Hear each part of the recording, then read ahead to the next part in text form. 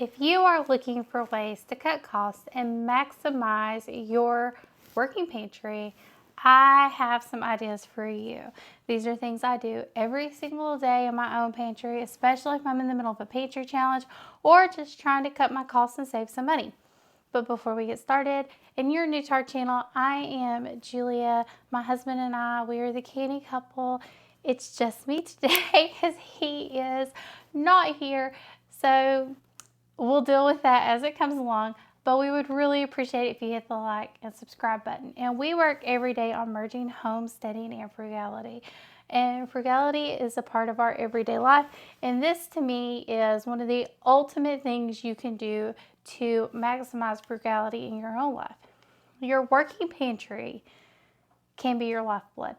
It can be the thing that makes your grocery bill go up or down. I always stress having a really good pantry on hand, having that extra food just so you can cut costs, buy when things are on sale, and maximize your grocery budget. So here are some hacks. Very basic, very simple. Now, if you see me look down, looking at my notes. So please forgive me for that. But first thing we're going to talk about is milk versus water. So in your pantry, if you're anything like us, you have a whole bunch of different things in your pantry. And depending on what you're looking at, say, add milk, add water, do this, do that. If you do not have shelf-stable milk in your pantry, and that's what we're focusing on right now. We're focusing on shelf-stable, nothing out of the refrigerator, nothing out of your freezer, nothing out of your nothing cold, nothing like that. If you do not have a shelf-stable milk on hand, either powdered or like we keep this as emergency milk, and I would be hesitant to use this in most recipes because this is like emergency toddler milk. And yeah, that's what we keep it here for. We keep it here because if we lose power, I need a way to get my toddler her milk, so I always have at least 2 gallons of this on hand, and we just rotate it through. Whenever it starts to get close to its end date, I'll buy some more, replace it, and get another set at the Dollar Tree. It's actually a really good price. You can use water. Use water. So I've got a glass of water here. I'm going to be very careful so I don't mess up my Remarkable. These recipes will do just fine. So here I have, I think this is my last pack of muffin mix. I've worked through these. I got these on sale. It says add milk. You can add water. You can't tell a difference. You really can't. I've done this many, many times. It doesn't really change that much. It might not be as rich, but typically water and milk you can exchange. Macaroni and cheese. Best place to replace milk in the recipe. The recipe says to add 4 tablespoons of milk. Just pull out 4 tablespoons of your pasta water before you drain it. It works just as good. It's going to be just as creamy. You cannot tell a difference. I do not use milk in these. It works so well, and it's such a cost savings because that milk can go to other recipes and other ways that I need it.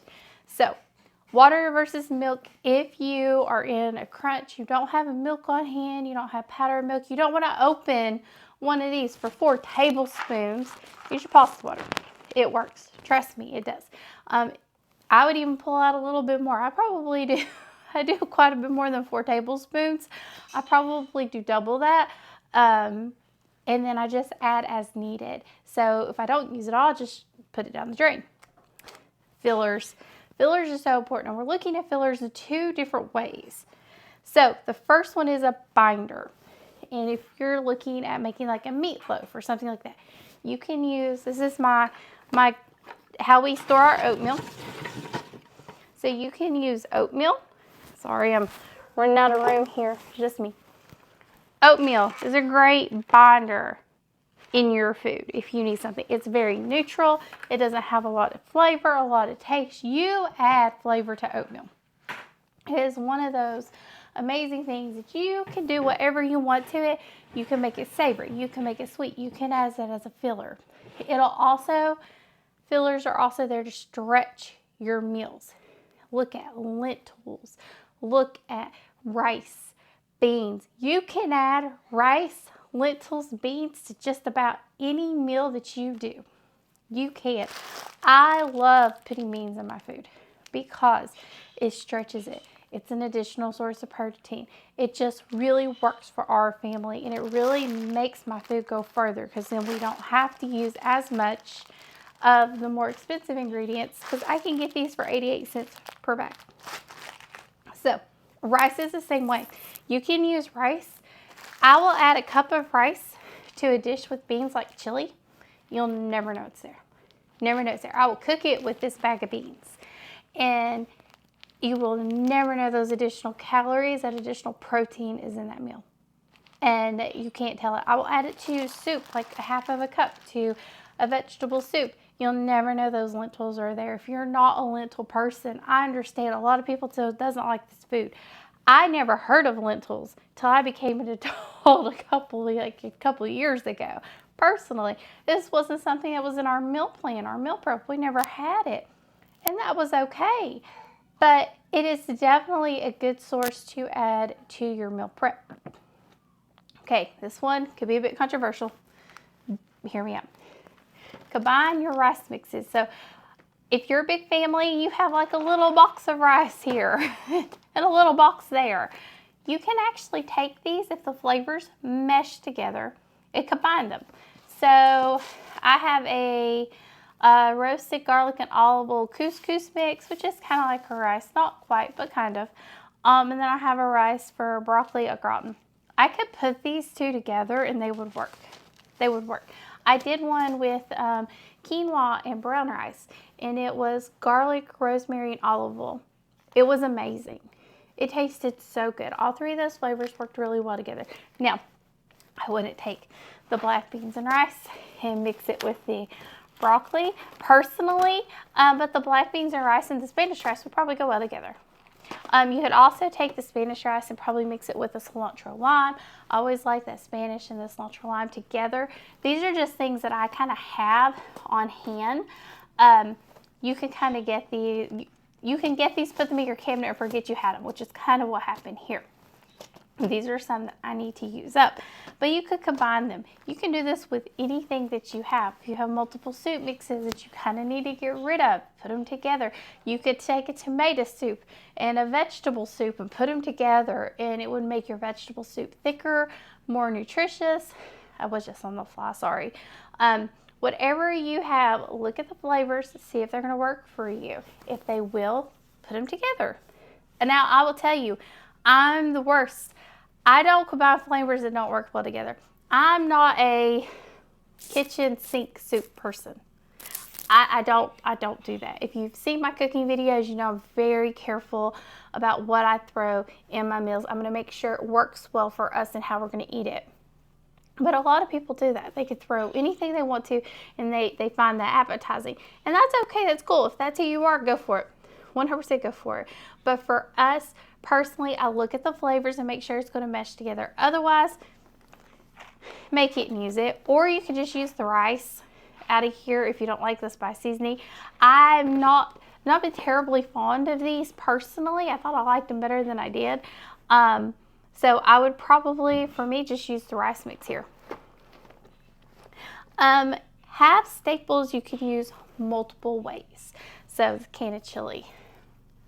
Most people think, well, you just eat the chili, you put it on a hot dog, something like that. You do that, you put it on a baked potato. You could put it on a piece of toast. You can do anything you wanted to with this can of chili. Instead of it being one meal or 2 meals, you can take this can of chili and make it 4 to 6 meals if you do it the right way. Let's stretch it out. If you had 6 baked potatoes, you could take it and split that up maybe 8 ways. It actually says 1 serving per container because most people just eat this as a bowl of chili. We don't. We use this for hot dogs and other things, but I always have a good stockpile of some of these items on hand just in case. I need to make a really quick meal. I need to make a Friday night, Saturday night meal in a hurry because I've been busy working outside. Now, would I love for my pantry to be full of my home canned items? Yes. I'm not there yet. I'm working on it. I'm not there yet. And not everybody wants that. Some people just want to go out, be able to buy their food and source it themselves that way. And that's okay. Whatever works for you. This is like a no judgment zone, because I do it too. I'm not going to lie to you and say, I only have my own home canned chili, because I don't. Okay. And my little one is, she is playing. So if you hear her, she is playing. All right. Oils versus tallow and lard. So and this is something I'm personally working to get to. So lard and tallow are so versatile. I would actually tell you to ditch the oils and move more towards lard and tallow. That is what we are doing. We are getting away from all the oils and moving straight to lard and tallow. You can use lard to make icings. You can use it for cooking. Any place that you would put oil, you can use lard and tallow in replace of that. I'm personally working to get there myself. It's so much more versatile than olive oil. Canola oil vegetables tend to be pretty versatile if that's something that you have in your diet. But for me, lard and tallow seems to be the much better option for our family and the way to go. I like having one ingredient I can use so many different ways, and it takes care of all of my needs. I use lard for my pie crust. I use it for everything. Butter is the same way, but when I'm cooking, I don't tend to use my butter that often. And I use lard for my pie crust, or not my pie crust, well, I use it for pie crust, but I use it for my buttercream frostings and things like that. It makes it whiter. You cannot tell. It doesn't taste porky. It's fat.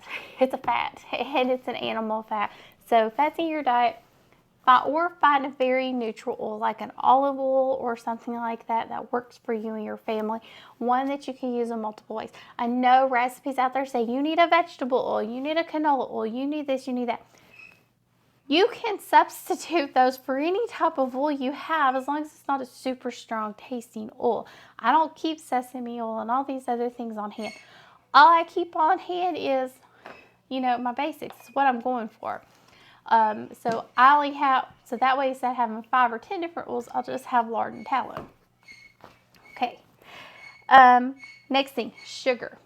So this is another one that's going to be very controversial, and you all might yell at me. I don't pack brown sugar unless I'm making cookies. The recipe calls for packing brown sugar.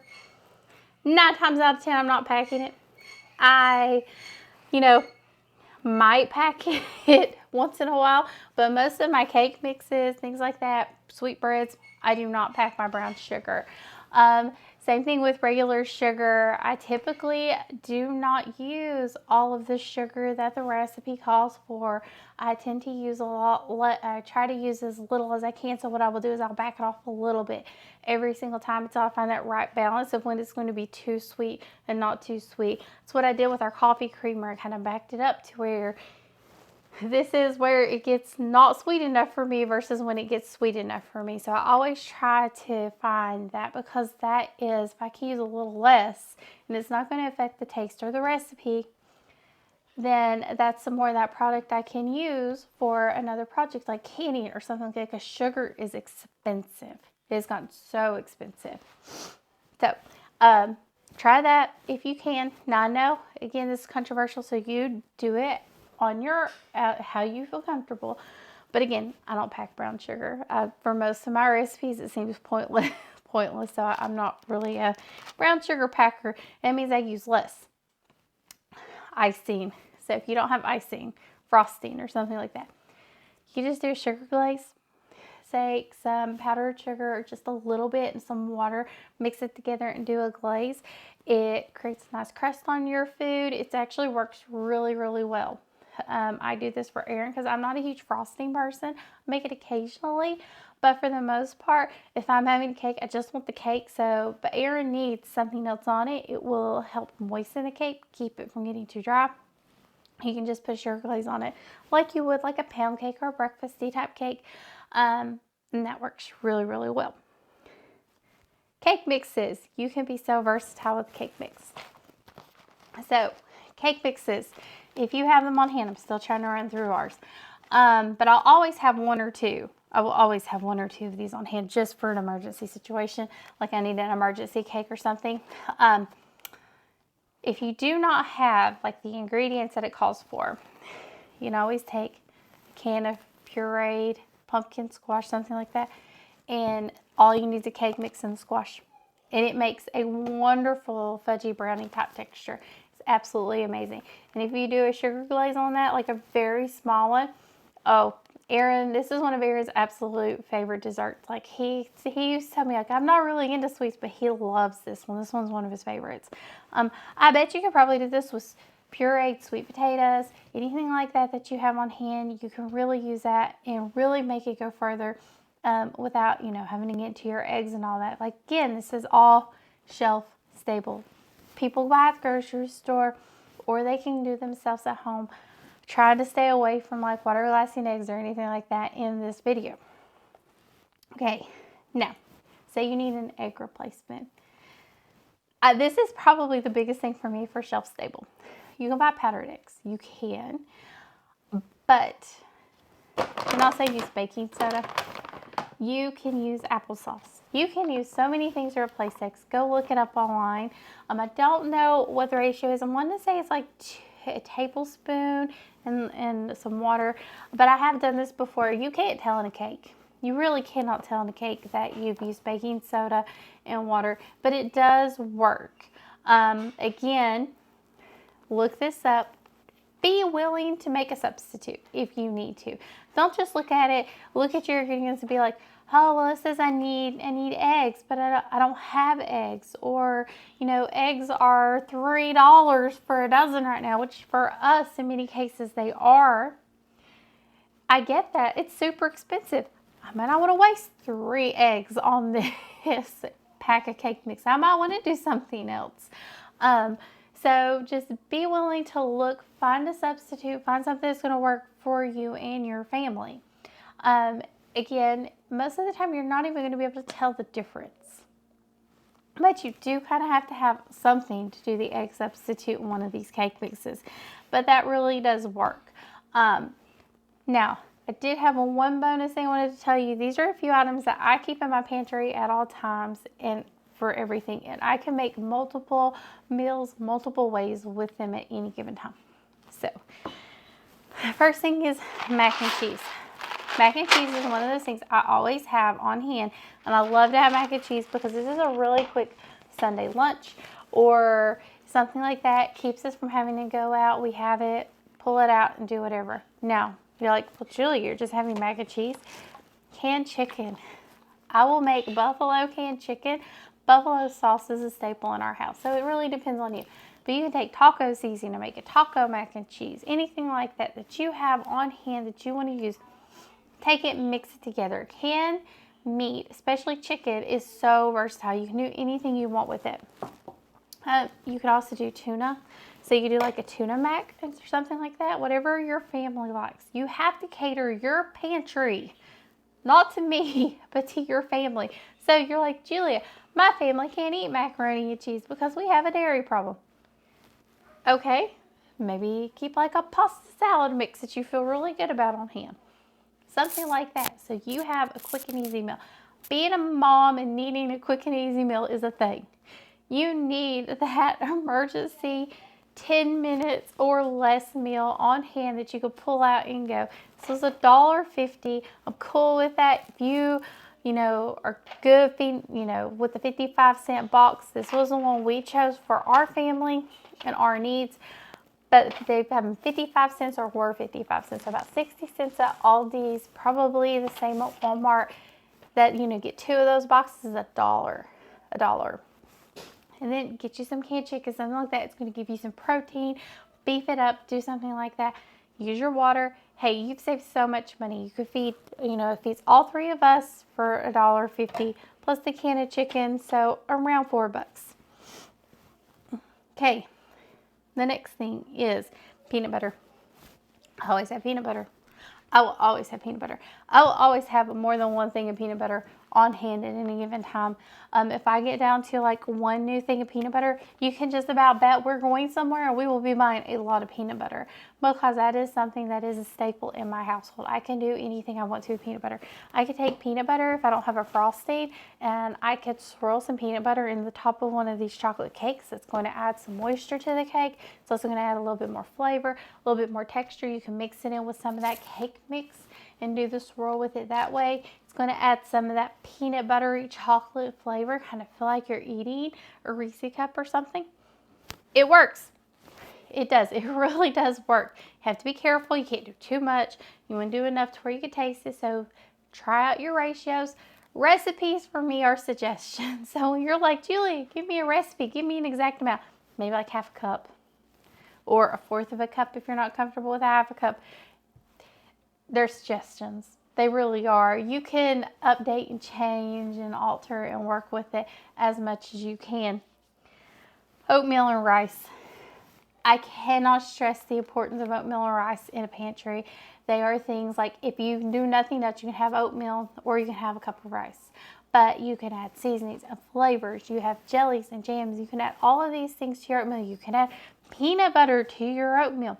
Rice, you can do anything. You can take this canned chicken and put it with your rice with a little bit of taco seasoning. Hey, you have taco rice and chicken. It really does work and it really does help. So be open to trying new things and just have a few basic staples. And I understand everybody, there's a lot of people out there who are still on their journey of building their working pantry. Stick to 2 or 3 items first. That to help watch your budget. But start building out what you want this to look like. So as you catch sales like beans for 88 cents per pound, you can be like, hey, I want more beans in my pantry. I'm going to hit this sale because I've got the cash available. I can do this and I can really build it up. But have a list of building up these pantry items so that way you can have a really good working pantry. You can make these substitutes whenever you can't get eggs or whenever meat is $4 or $5 per pound and you're like, gosh, I really need to use less meat. How do I make a change without my family feeling like I'm depriving them? When you can add black beans to your chili instead of just meat. And I understand a lot of people, we're beans and our chili people. A lot of people are not. Totally get that. But your chili is a lot more expensive than my chili. Just putting that out there. So just be open to those changes and those. You don't have to utilize all of these, but it can help, especially if you're looking for shelf-stable options for times when times are really tough, when you have a disaster, when you could probably have supply chain issues like we might experience with the things that are happening in our world every single day. It's not like we haven't seen them before. And I really do hope this inspires and helps you. And please leave in the comments below, what are some of your top pantry staples? I would love to know. I'm always looking for new single ingredient pantry staples to add to my own pantry that are going to help me go further and are more versatile and, just help us out. So as always, please check out our link tree to see all of our other content. And thank you for joining us on the Canny Couple, where we work hard, live simple, and enjoy life. Have a wonderful day.